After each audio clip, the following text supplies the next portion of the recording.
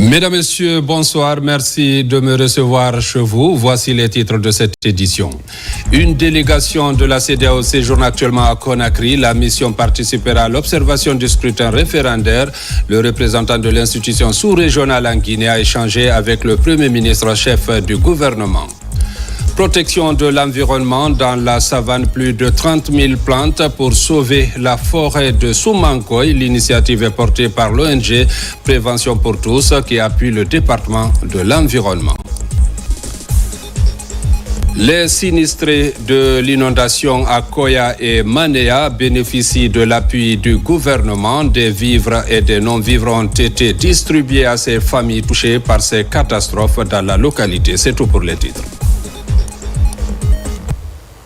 Une fois encore, bonsoir et bienvenue dans ce journal. Le Premier ministre chef du gouvernement Amadou Riba a accordé une audience ce jeudi au représentant résident de la CEDEAO en Guinée, lui Blaise Akoubrou, accompagné d'une forte délégation.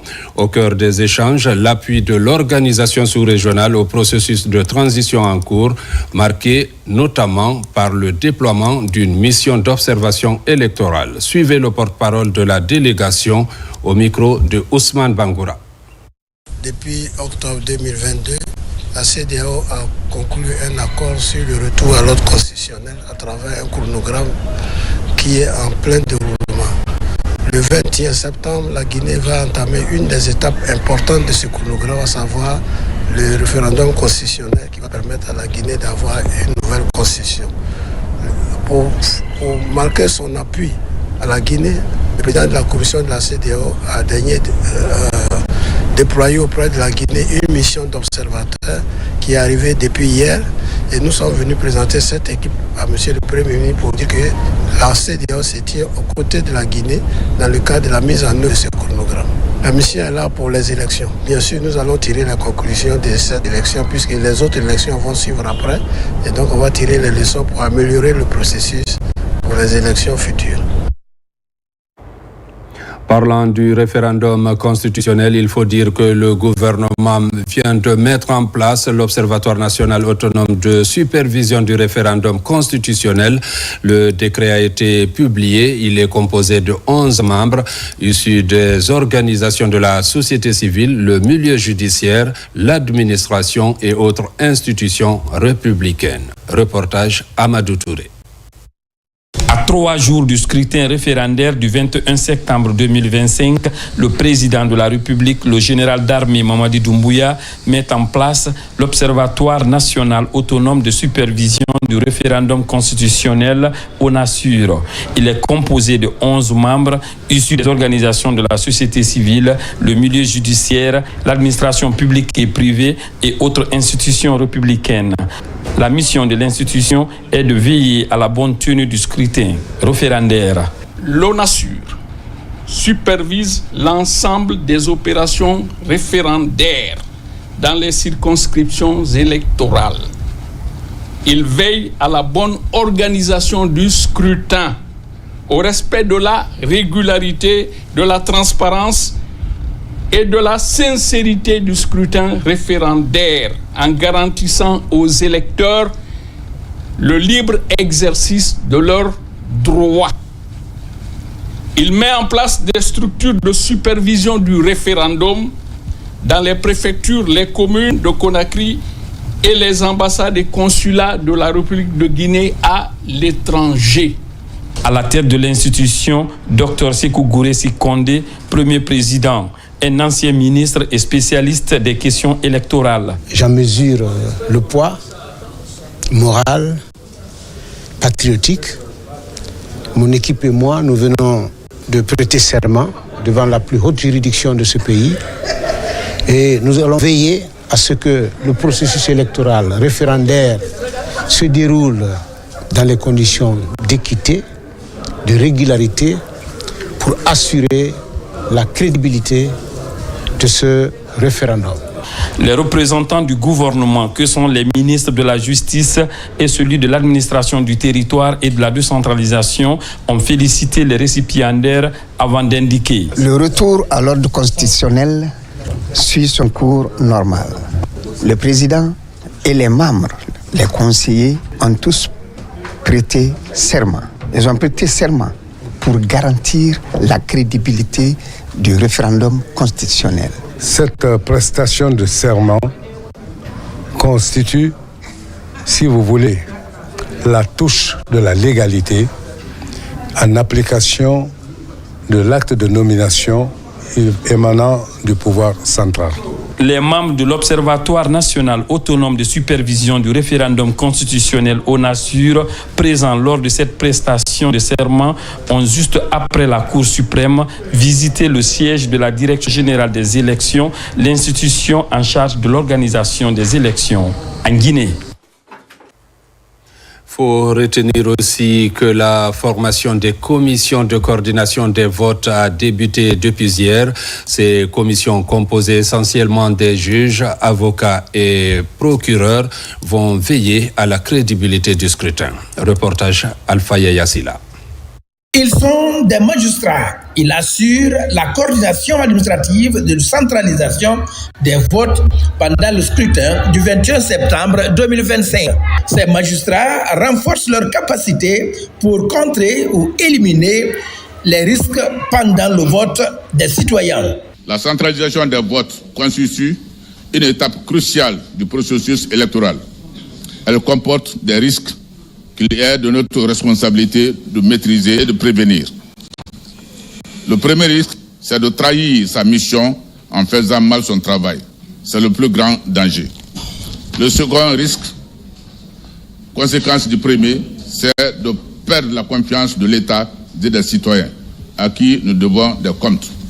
C'est pourquoi j'invite chacun des participants à s'imprégner pleinement des enseignements qui seront dispensés tout au long de cet atelier. Ces magistrats qui veillent sur la régularité du scrutin pour la transparence du vote sont bien conscients de l'enjeu de ce devoir citoyen. Le module consiste justement à montrer au président de la CACV quels sont ses rôles, quelles sont ses missions, quelles sont ses prérogatives, quelles sont ses interactions avec les autres membres, à montrer aussi au secrétaire de la CACV qu'est-ce qu'il doit faire avant, pendant et après le vote, et montrer aussi aux assesseurs 1, assesseur 2, ce qu'ils doivent faire pendant tout le long du vote. La région de Kindia, à l'instar des autres régions, prête à quelques heures de scrutin.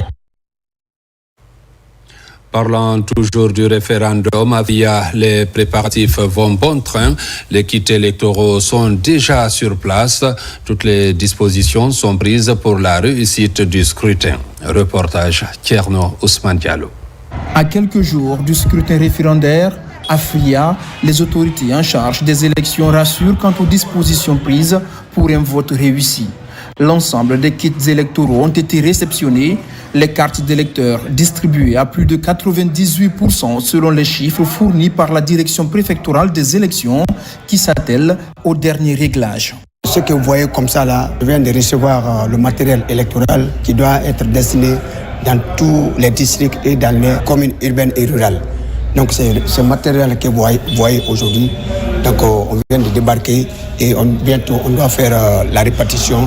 Le matériel là est composé de kits bébés, les isoloirs, les urnes, les scellés, les imprimantes, les kits pharmaceutiques pour les membres des bureaux de vote. C'est ce que vous voyez comme ça là. Il y a les bulletins de vote aussi qui sont là. À Fria, 153 bureaux de vote sont enregistrés pour accueillir environ 40 700 électeurs. Avant la réception des kits électoraux, les membres des bureaux de vote ont été formés pour efficacement remplir leur mission. Aujourd'hui, tout est en place aujourd'hui parce que les membres des bureaux de vote sont formés. Tout le monde est prêt maintenant pour aller dans les bureaux de vote. Le jour J, la formation est close. Donc c'est ce que nous sommes en train de préparer maintenant pour qu'on puisse, au moins le jour J, pour que tout le monde soit sur le terrain. Avec ce matériel électoral, tous les électeurs à Fria pourront librement s'exprimer le 21 septembre prochain par rapport au projet de nouvelle constitution. Dans ce processus, le retrait des cartes d'électeurs est un passage obligé pour la réussite du scrutin. À Guékédou, le ministre du Travail et de la Fonction publique, en tournée dans les 12 sous-préfectures, invite les populations au retrait des cartes d'électeurs et à identifier dès à présent les différents bureaux de vote. Reportage Mamadi Terna Kamisoko. L'un des principaux enjeux du scrutin référendaire du 21 septembre prochain reste le taux de participation.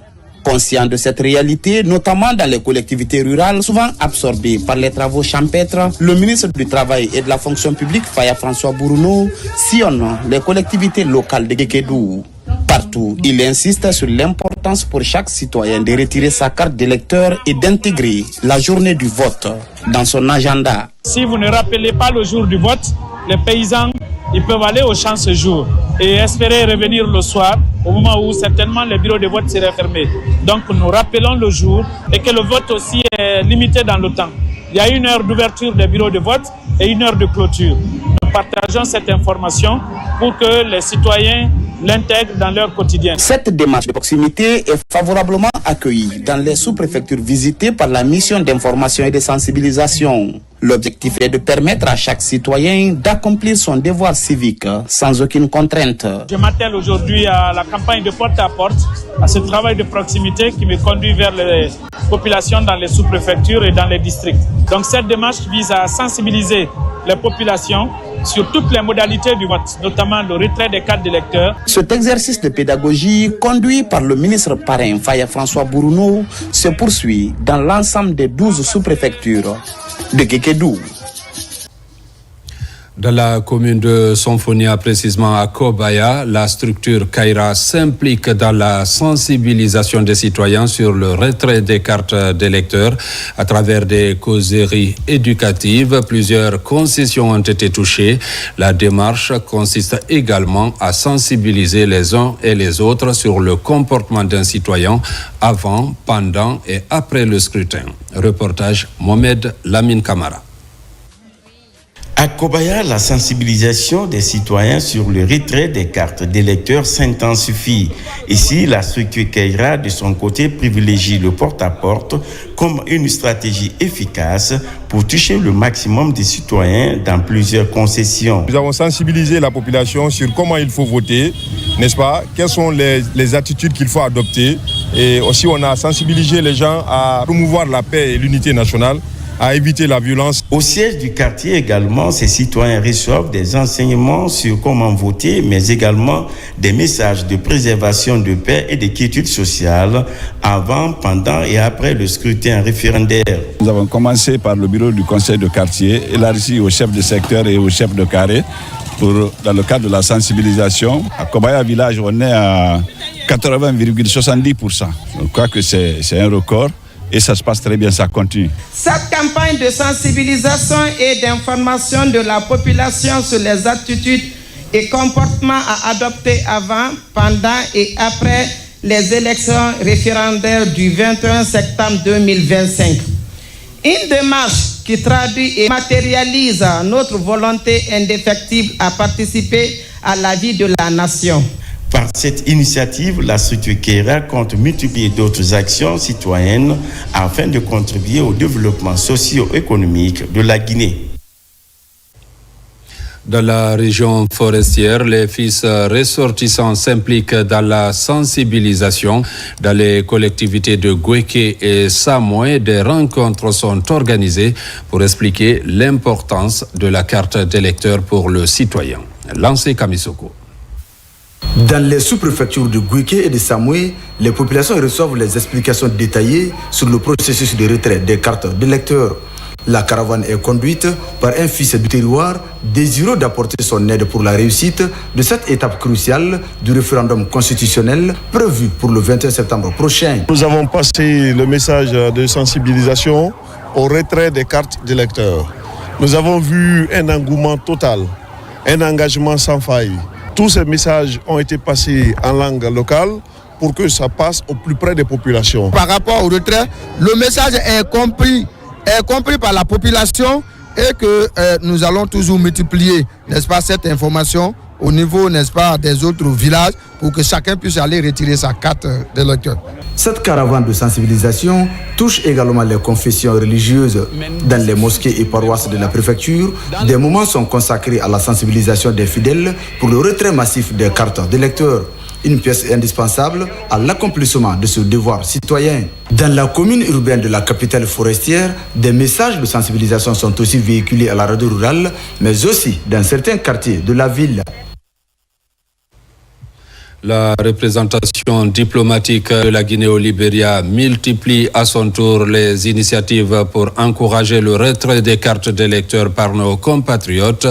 Depuis le démarrage du processus de distribution des cartes d'électeurs, l'initiative a touché la capitale Monrovia et les autres régions du Libéria. On écoute l'ambassadeur Aboubakar Silla au micro de Mohamed Lamine Camara. Suivez. L'ambassade de Guinée à Monrovia a reçu les kits et les cartes d'électeurs depuis le 10 septembre 2025. Et depuis ces jours, la communauté a été informée et aujourd'hui, l'ambassade ne désemplit pas. Et cela approuve à suffisance que les ressortissants guinéens à Monrovia adhèrent. L'ambassade de Guinée aujourd'hui est fière de sa communauté et aujourd'hui nous sommes à plus de 50% des retraits des cartes électorales. Les gens continuent de venir et tout le monde est prêt pour la date du 21 septembre 2025. La distribution des cartes a été faite à l'intérieur du pays et dans tous les quartiers de Monrovia. L'ambassadeur de Guinée en Italie accélère aussi la distribution des cartes d'électeurs des 1276 Guinéens enregistrés dans le fichier électoral biométrique. Sur instruction du ministre des Affaires étrangères, Madame Aminata Kobele Keita, ambassadrice de Guinée en Italie, s'est rendue à Turin pour rencontrer les ressortissants guinéens pour une sensibilisation en prélude de la tenue du scrutin référendaire. Reportage Mohamed Souma Amadou Touré. Suite à la réception des cartes d'électeurs et conformément aux instructions du Dr Maurice Andan Kouyaté, ministre des Affaires étrangères, de l'intégration africaine et des Guinéens établis à l'étranger, l'ambassadeur Aminata Kobele Keita s'applique dans la campagne de sensibilisation sur le retrait des cartes d'électeurs dans les 8 pays relevant de l'ambassade de Guinée en Italie. Et c'est inviter tous les gens qui ont eu la chance de se recenser et de venir retirer leur carte d'électeur au niveau de l'ambassade ou pratiquement dans les 3 villes où on a fait le recensement, pratiquement à Milan, à Rome et à Naples. Dans sa quête de paix et de cohésion entre les Guinéens établis en Italie, Aminata Kobele Keita s'est rendue à Turin pour parler d'unité et de solidarité en prélude du vote référendaire 21 septembre prochain. Cette présence de l'ambassadeur à Turin, considérée comme une première, a marqué les esprits de nombreux ressortissants guinéens établis dans cette partie d'Italie. Nous nous trouvons à un moment historique de notre nation. Le vote référendaire qui aura lieu le 21 septembre 2025 représente bien plus qu'un simple acte civique. Il est l'expression de notre souveraineté en tant que peuple, moment crucial où nous avons le choix de nous prononcer sur le fondement de notre vie en société. Suite aux résultats du dernier recensement biométrique réalisé par le RAVEC, l'Italie compte 1276 électeurs. Ces Guinéens sont déterminés à participer au vote du dimanche suite au retrait de leur carte d'électeur. En plus bref, la haute autorité de la communication AC porte à la connaissance des médias publics et privés que la campagne officielle pour le référendum du 21 septembre 2025, jour d'arrêt de la propagande électorale, et dimanche 21 septembre, jour du vote. Toutefois, la publication des informations relatives à l'organisation pratique du scrutin communiqué par la Direction générale des élections DGE, les ministères et autres institutions impliquées dans le déroulement du vote est autorisée. La haute autorité de la communication AC félicite l'ensemble des journalistes et techniciens des médias pour l'esprit de neutralité et le professionnalisme avec lesquels ils ont ouvert la campagne référendaire pour le projet de nouvelle constitution. La AC les exhorte à faire de même dans la couverture du scrutin du 21 septembre 2025. Par ailleurs, la AC est heureuse d'annoncer l'accréditation des journalistes et techniciens guinéens et des correspondants et envoyés spéciaux de la presse étrangère désignés par leur rédaction. La AC rappelle que seuls les détenteurs de l'accréditation délivrée par elle sont autorisés à couvrir le scrutin. La AC invite la Direction générale des élections DGE, les autorités civiles et les forces de l'ordre en charge de la sécurisation du processus électoral à faciliter l'accès aux lieux de vote à tous les journalistes et techniciens des médias détenteurs de l'accréditation. La AC attache une importance particulière aux présentes dispositions et invite les médias à leur strict respect. Un communiqué signé du président de l'institution, Boubacar Yassine Diallo. L'ambassadeur de la Guinée en République tchèque a été reçu par le directeur Afrique de ce pays ami. L'objectif est de relancer la coopération bilatérale entre nos deux nations. Compte rendu Makeme Keleti Donzo. C'est une relance diplomatique entre la Guinée et la Tchécoslovaquie. Sur l'instruction du chef de la diplomatie, Dr Mourisanda Kouyaté, l'ambassadeur extraordinaire et plénipotentiaire de Guinée à Tchéquie rencontre le directeur Afrique du ministère tchèque des Affaires étrangères. Les deux diplomates ont échangé autour de la réactivation rapide de la coopération bilatérale entre Conakry et Prague. Depuis 1958, nos deux pays ont coopéré dans plusieurs domaines et je pense qu'aujourd'hui on a une occasion de se rappeler tous ces domaines dans lesquels on a coopéré dans le passé et où on peut relancer notre coopération. Et on va travailler ensemble dans les mois à venir pour approfondir la relation dans les domaines tels que santé et d'autres. Cette nouvelle impulsion diplomatique va toucher plusieurs domaines. Les concertations ont déjà commencé entre l'ambassadeur guinéen et le chef des départements concernés de Tchéquie. Le ministère des Affaires étrangères vient de marquer son accord effectif de redémarrer notre coopération bilatérale dans les domaines de la santé, dans les domaines de la sécurité. Des discussions politiques de haut niveau seront lancées dans les prochains mois à venir devant conclure le retour effectif de l'amitié tchéco-guinéenne. Donner un nouvel essor à la coopération bilatérale entre nos deux États devra contribuer à la stabilité et au développement afin de fructifier cette amitié qui date des premières heures de notre indépendance. Dans l'actualité encore, bilan à mi-parcours de la coopération avec le Japon. Dans le registre de la promotion du riz local, plus de 5 millions de dollars est consacré à l'accompagnement de la filière de la production à la commercialisation. Commentaire Fodé Kamara. Le 4e comité de pilotage du projet de la promotion, de la production et de la commercialisation du riz local en Basse-Guinée a gravité autour des enjeux de renforcement de capacité des acteurs de la filière riz. Principal résultat attendu, accroître le volume de production en tenant compte des équations de qualité et de prix du riz sur le marché. Ce projet est arrimé à la stratégie nationale de développement du riz qui a pour objectif la production de 3 millions de tonnes de riz net d'ici 2030.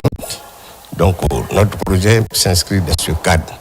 Nous allons contribuer à l'amélioration de la production, également à l'amélioration de la qualité du riz produit, aussi à l'amélioration de la vente du riz sur le marché. À Bofa, il y a 2 groupements qui sont pris en compte et à Bokyo aussi.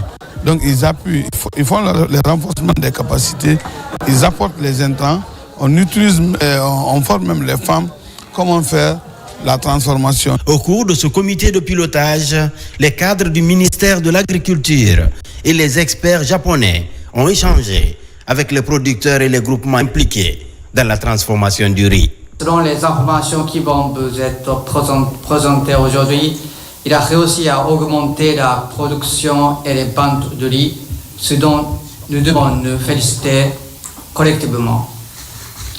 L'ambassade du Japon est fière de ce résultat et continuera de contribuer au renforcement de la sécurité alimentaire en Guinée. À travers des exposés, les groupements bénéficiaires ont remonté leurs difficultés. Pour corriger ces contraintes, il est prévu l'élaboration d'une feuille de route exhaustive pour les prochaines phases de ce projet, fruit de la coopération entre la Guinée et le Japon. Un projet d'une enveloppe d'environ 5 millions de dollars. Environnement avec ce plan de riposte pour restaurer 30 hectares du côté de la savane. 30 000 plantes d'espèces différentes sont déjà déployées pour réanimer la vie végétale de la forêt de Soumankoy dans la préfecture de Kankan. C'est un geste de l'ONG Prévention pour tous qui appuie le département de l'environnement. Reportage Diamokaba. Soumankoy, un district de la sous-préfecture de Karifamouria dans Kankan. Au cœur de ce petit village, un poumon vert. Aujourd'hui, des mains solidaires viennent préserver son intégrité écologique et sa biodiversité. Au total, plus de 30 000 plants d'espèces différentes pour reboiser 30 hectares. La couche féminine est impliquée pour atteindre les objectifs de l'ONG Prévention pour tous. À travers le gouvernement a décidé que cette année soit une année de reboisement avec un thème qui est quand même accrocheur, qui fait la part belle aux femmes, qui est une femme, un arbre. Et l'ONG Prévention pour tous, Guinée ne pouvait pas rester en marge de ça. En plus de faire un reboisement de 30 hectares dans une parcelle rurale, nous avons décidé d'apporter un appui aux femmes. Nous avons opté pour l'espèce le Melilla, par tous les apports que ça peut apporter à la communauté. Vous savez que le Melilla, c'est un arbre aussi qui s'implante très facilement. Il suffit qu'il y ait un peu de pluie, il s'implante. Et après, l'utilisation de l'arbre peut faire un apport aux communautés qui sont là. Sur le terrain, l'appui du Fonds de l'environnement et du capital naturel pour davantage reverdir la forêt de Soumankoy. Les plans mis en terre vont intensifier la lutte contre la dégradation de ce couvert végétal. Je remercie ONG Prévention pour tous pour pouvoir avoir le soutien de FECAN de venir faire le reboisement à Soumankoy. Cette autre offensive de l'ONG Prévention pour tous engage toute une communauté pour faciliter le suivi de cet espace aménagé pour le bonheur de la localité. Je vous l'annonçais dans les titres, le gouvernement décide d'accompagner les sinistrés du côté de Koya et Manéa pour un retour à une vie normale. L'Agence nationale de gestion des urgences et catastrophes humanitaires Anguish a remis dans ce cadre à chaque sinistré enregistré un important lot de vivres et de non-vivres. D'autres initiatives sont également envisagées pour accompagner les enfants à l'ouverture prochaine des classes. Reportage Amadou Touré, la presse Camara. Après 2 mois passés dans les centres de recasement créés à l'occasion par le gouvernement à travers l'Agence nationale de gestion des urgences et catastrophes humanitaires Angus, ici à la maison des jeunes de Koya et à Manéa, les sinistrés des inondations des mois de juillet et août passés peuvent désormais rejoindre leur domicile. Pour le faire, l'État a mis la main à la poche pour acheter une importante quantité de vivres et de non-vivres qu'il a offert à ces ménages durement affectés. Ces ménages ont été recasés depuis le 2 juillet, pris en charge pendant 2 mois, 2 semaines. Alors nous sommes là ce matin pour organiser leur retour dans leur habitat initial et en les accompagnant, nous allons les offrir des kits. Au cours de cette opération, chaque ménage enregistré a reçu 5 sacs de riz de 50 kg, un bidon d'huile végétale, un carton de lait, un sac de sucre et un matelas de 4 places. La prochaine étape consistera à l'achat de fournitures scolaires pour les enfants des familles sinistrées et le suivi des ménages impactés suite au glissement de terrain de Manéa. Il faut d'abord remercier l'État parce qu'il a consenti beaucoup d'efforts, qui est là aux côtés des deux collectivités qui ont permis afin que ces collectivités soient remises en cause parce qu'ils ont été affectés, ils ont été exacerbés par les grandes inondations. Aujourd'hui, qui sont un peu remontés avec ce que l'État a fait. Les inondations de cette saison ont affecté plus de 49 230 personnes réparties dans 15 communes urbaines du pays, d'après un rapport publié par l'Agence nationale de gestion des urgences et catastrophes humanitaires, Angus. Dans l'actualité encore, dans la poursuite des activités de la célébration de l'an 35 de la Journée nationale de la jeunesse, une rencontre est organisée à l'amphithéâtre de l'Abbé. Cette rencontre a permis de débattre sur le thème Simandou 2040, opportunités d'insertion socio-professionnelle et économique des jeunes pour une Guinée émergente. Reportage Diarra Diallo, Sounou Sidibé. Dans la cité de Karamoko Alpha Molabé, cette deuxième journée de célébration prend une dimension plus réflexive. Après les festivités d'ouverture, place au dialogue et à la participation active des jeunes. Les débats s'orientent sur les perspectives qu'offre le projet Simandou à l'horizon 2040, mais aussi sur les défis liés à l'emploi, à la formation et à l'autonomisation d'une jeunesse au cœur de l'émergence nationale. C'est de dire aux gens de regarder tous les piliers, de voir le pilier qui l'intéresse, de se former dans ce domaine afin de participer pleinement. Donc j'aide les jeunes à se former, à se positionner pour vraiment bénéficier des opportunités de ce programme Simandou. Au nom des 77,03% de la population guinéenne qui sont aujourd'hui jeunes, nous nous engageons à être cet organe consultatif qui va porter les préoccupations des jeunes à votre niveau et à être votre bras droit pour la prise en compte de ces besoins au plus haut sommet de l'État. Panel, conférences et ateliers réunissent jeunes leaders, experts et décideurs politiques. L'objectif est de croiser les expériences, d'identifier les blocages et de proposer des pistes concrètes pour une meilleure insertion socio-professionnelle. Jeunes de Guinée, dans un monde en constante évolution, l'accès à une formation de qualité adaptée aux réalités du marché du travail est un levier essentiel pour bâtir une carrière solide, mais aussi pour contribuer activement au développement économique et social de nos communautés. C'est tout le sens de cette initiative. Nous avons à cet instrument, à travers l'OFONIS, la GETIP, la NVJ, l'ONL, l'Observatoire national, beaucoup d'instruments qui nous permettent de travailler à l'insertion des jeunes, à leur formation, à leur accompagnement, à nous de saisir les opportunités. La journée s'enrichit également d'activités culturelles. Des expositions mettent en valeur les talents locaux et offrent une vitrine aux structures partenaires du ministère de la Jeunesse. En plus bref et en image, la Guinée sous le leadership de Madame Rose Paula Pressemou vient d'être élue au Conseil d'exploitation postale CEPE, l'organe de l'UPI chargé des questions opérationnelles, commerciales, techniques et économiques liées aux services postaux. Notre pays représentera l'Afrique pour la zone 5, une reconnaissance internationale en faveur de la modernisation du secteur. Formation de 148 agents de CACV, ils seront déployés pour la centralisation des votes dans les régions de Bokeh, Younoussa Tawel Kamara. Cette journée de lecture du Saint-Coran est organisée par la Fédération des ambassadeurs de paix en Guinée. Elle a réuni les sages, les femmes et la jeunesse d'équipée. L'objectif est de renforcer l'esprit du vivre ensemble en vue de favoriser le développement de la Guinée et promouvoir la paix en cette veille du scrutin référendaire. Vous savez, c'est la journée internationale de la paix à partir de dimanche le 21 septembre. Voilà, aujourd'hui, nous sommes réunis en avance pour célébrer notre tour. Et cette célébration, nous l'avons fait en lisant le Coran et demander la grâce de Dieu pour que Dieu puisse nous aider, que la paix soit dans notre pays. Vous savez, comme notre pays, avec tout ce que nous faisons, nous voulons que la paix soit avec notre pays. Les Guinéens doivent se comprendre. La Fédération des ambassadeurs de paix en Guinée s'engage à travailler main dans la main afin de consolider la concorde nationale dans le pays.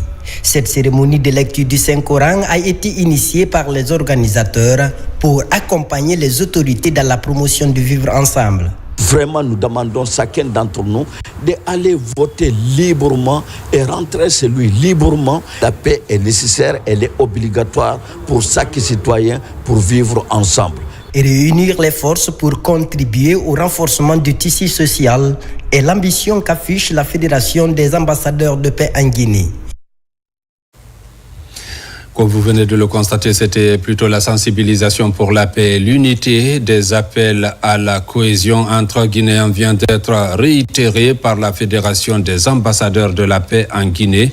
Un reportage signé de Nabilaï Kamara. Retour sur ce communiqué de la Haute Autorité de la Communication. La Haute Autorité de la Communication HAC porte à la connaissance des médias publics et privés que la campagne officielle pour le référendum du 21 septembre 2025 prend fin ce jeudi 18 septembre 2025 à 23h59. À cet effet, elle invite tous les médias à s'abstenir de diffuser ou de publier toute information relative à la campagne le vendredi 19, le samedi 20 septembre 2025, jour d'arrêt de la propagande électorale, et le dimanche 21 septembre, jour du vote. Toutefois, la publication des informations relatives à l'organisation pratique du scrutin communiquée par la Direction générale des élections DGE, les ministères et autres institutions impliquées dans le déroulement du vote est autorisée. La Haute Autorité de la Communication HAC félicite l'ensemble des journalistes et techniciens des médias pour l'esprit de neutralité et le professionnalisme avec lesquels ils ont couvert la campagne référendaire sur le projet de nouvelle constitution. La HAC les exhorte à faire de même dans la couverture du scrutin du 21 septembre 2025. Par ailleurs, la HAC est heureuse d'annoncer l'accréditation des journalistes et techniciens guinéens et des correspondants et envoyés spéciaux de la presse étrangère désignés par leur rédaction. La HAC rappelle que seuls les détenteurs de l'accréditation délivrée par elle sont autorisés à couvrir le scrutin. La HAC invite la Direction générale des élections DGE, les autorités civiles et les forces de l'ordre en charge de la sécurisation du processus électoral à faciliter l'accès aux lieux de vote à tous les journalistes et techniciens des médias détenteurs de l'accréditation. La HAC attache une importance particulière aux présentes dispositions et invite les médias à leur strict respect. Conakry, le 18 septembre 2025, le président Boubacar Yassine Diallo. Mesdames, Messieurs, c'est la fin de cette édition. Merci de l'avoir suivi et bonne suite de programme sur la télévision nationale.